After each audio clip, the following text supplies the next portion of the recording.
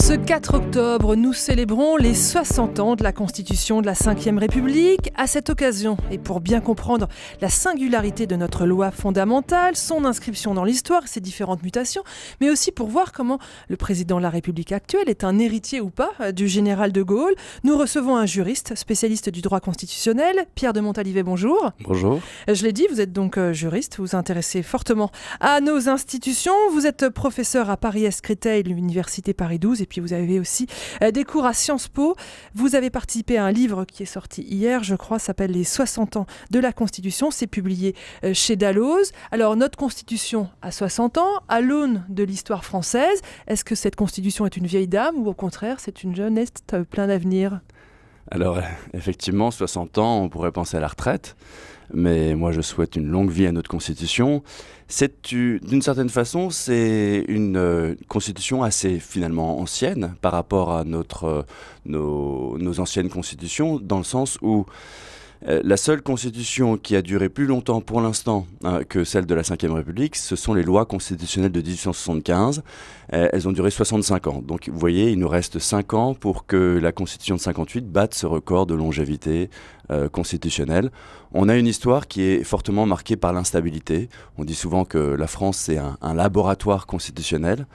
Et il est vrai qu'on a connu une quinzaine de constitutions, une quinzaine de régimes politiques. Et ce qu'a apporté cette Constitution de la Ve République, c'est enfin de la stabilité à nos institutions. C'était dans le cahier des charges du général de Gaulle, la stabilité. D'une certaine façon, c'est vrai que le général de Gaulle, en fait, resituait sa réflexion dans une perspective historique très, très large. Si vous voulez, il avait en tête l'histoire de France, pas simplement depuis la Révolution, mais depuis l'Ancien Régime.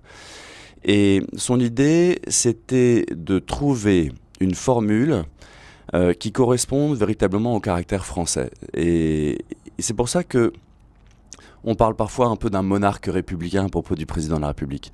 C'est-à-dire qu'il y a l'idée d'instituer une véritable république, bien sûr, la République française, mais en même temps d'introduire un élément un peu personnel en fait dans le pouvoir, à travers la figure du président de la République, un élément qui rappelle nécessairement un peu les monarques d'Ancien Régime. Et c'est peut-être cette formule... C'est ça le caractère français ? C'est le monarque ? Disons qu'il y a un peu cette double dimension, voilà, une dimension un peu héritée de l'Ancien Régime à travers la figure d'une personne chargée de l'essentiel du pouvoir, et puis en même temps l'héritage de la République avec un régime parlementaire, un parlementarisme, ce qu'on a appelé rationalisé, c'est-à-dire un régime parlementaire mais qui permet au gouvernement de gouverner. Elle est unique au monde, notre Constitution ?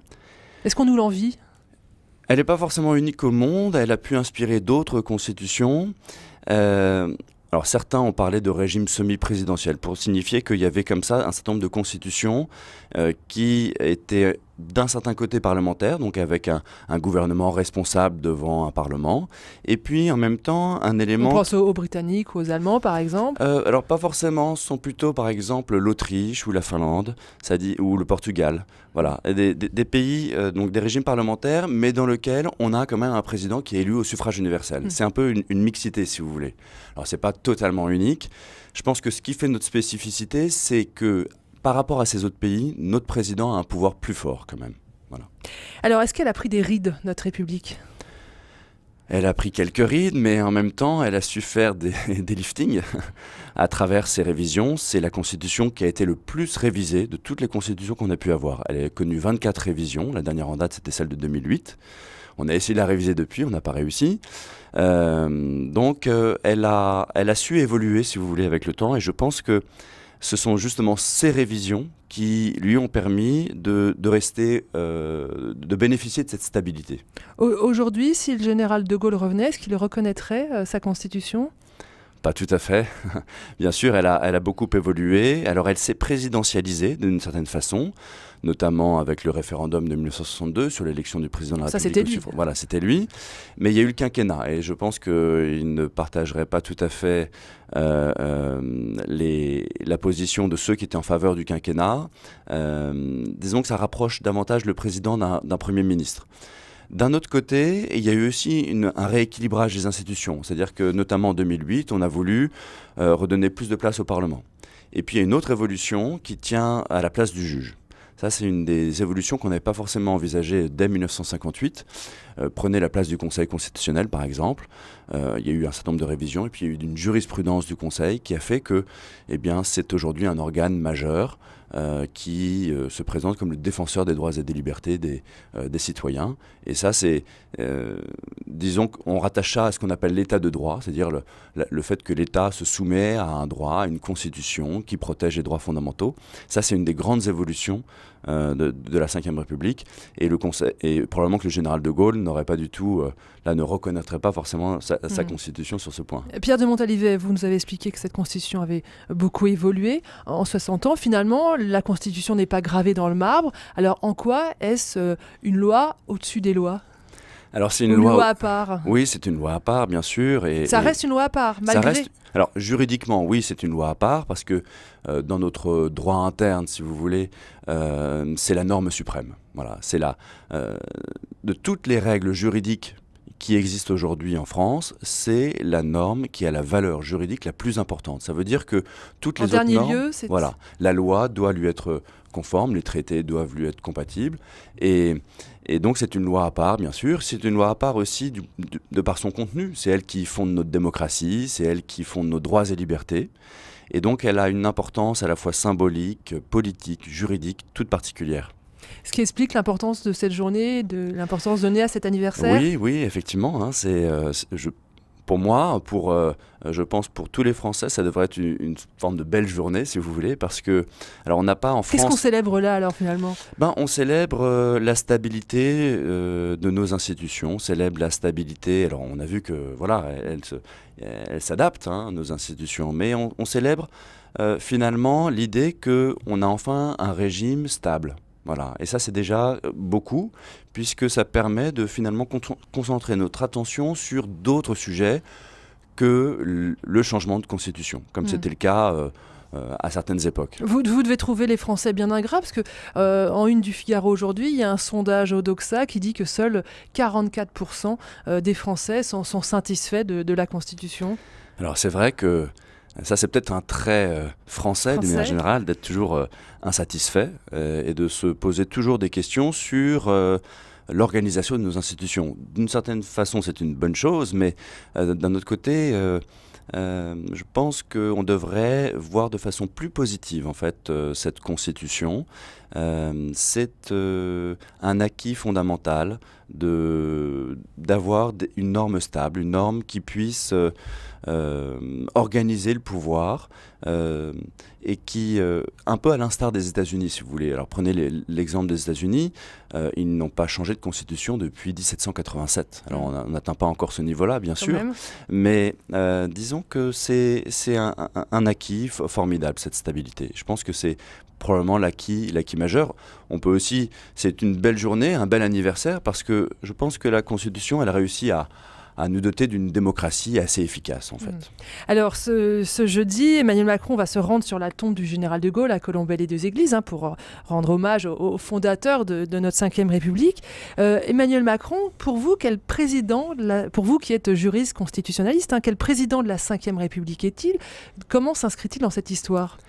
Alors, c'est quelqu'un dont la pratique présidentielle était intéressante parce qu'il a semblé vouloir renouer avec la pratique de certains de ses prédécesseurs. Et je pense au général de Gaulle, justement, et à François Mitterrand. On a souvent parlé, en fait, de la figure de Jupiter au début de son quinquennat.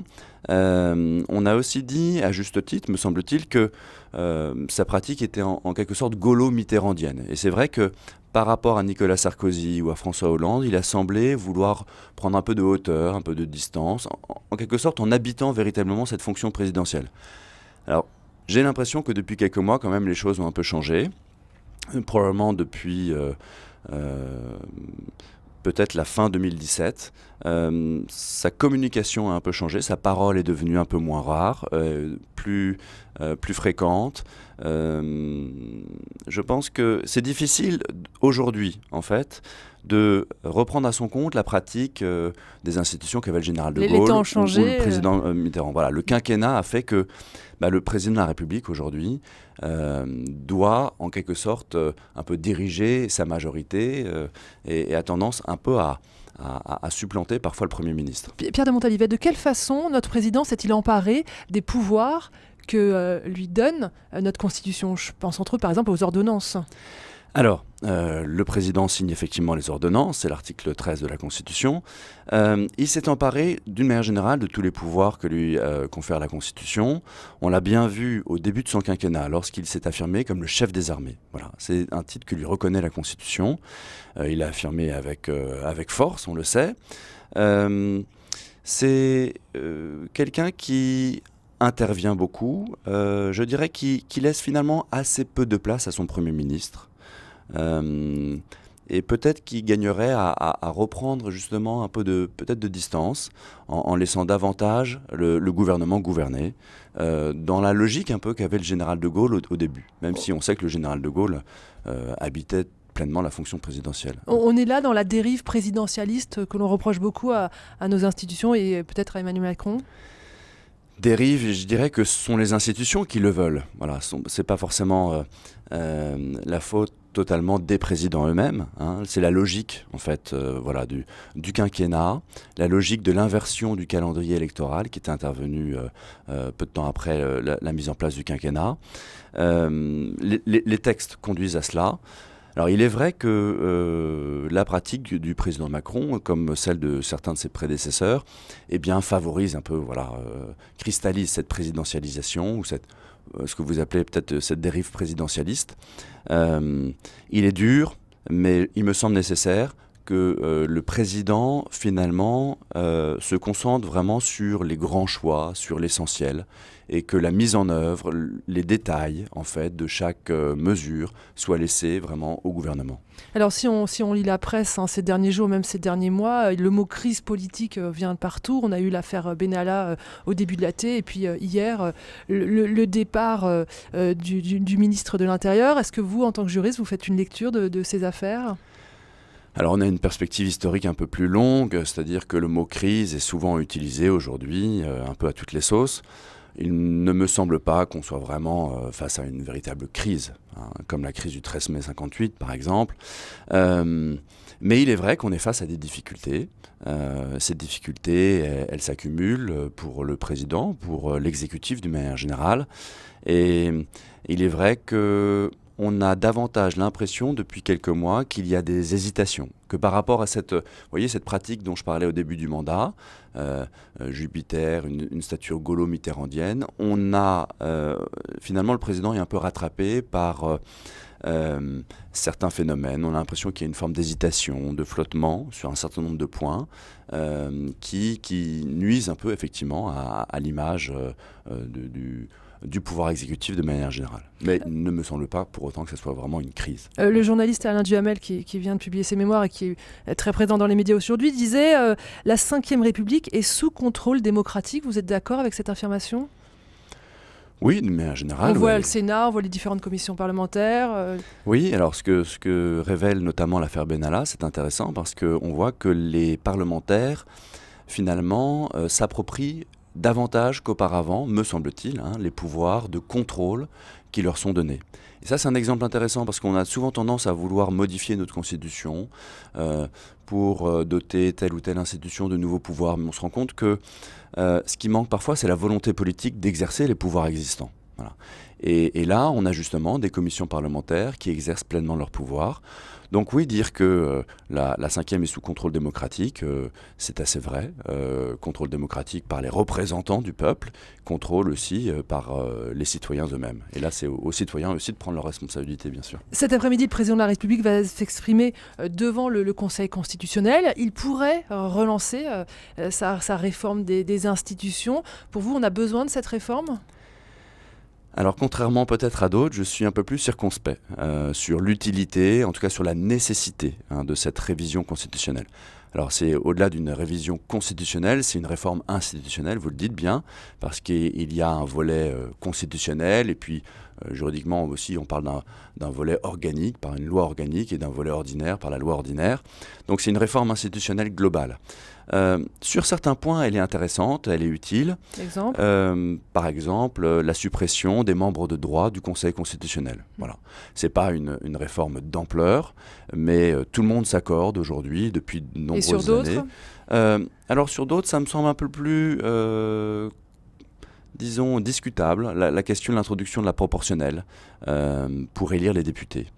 C'est quelque chose auquel finalement on était attaché il y a plusieurs dizaines d'années. On se disait que c'était une bonne chose pour que toutes les forces politiques soient représentées au Parlement. Aujourd'hui, on se rend compte que la plupart de ces forces politiques finalement sont déjà représentées au Parlement. Donc le risque, ça serait plutôt d'affaiblir la majorité et donc de mettre un peu en péril, mais il faudra voir dans quelles conditions ou dans quelles mesures mettre en péril peut-être la stabilité gouvernementale. Merci beaucoup Pierre de Montalivet d'avoir été notre grand invité de la matinale RCF. Je rappelle que vous êtes juriste et que vous enseignez à l'université Paris-Est Créteil. Merci à vous.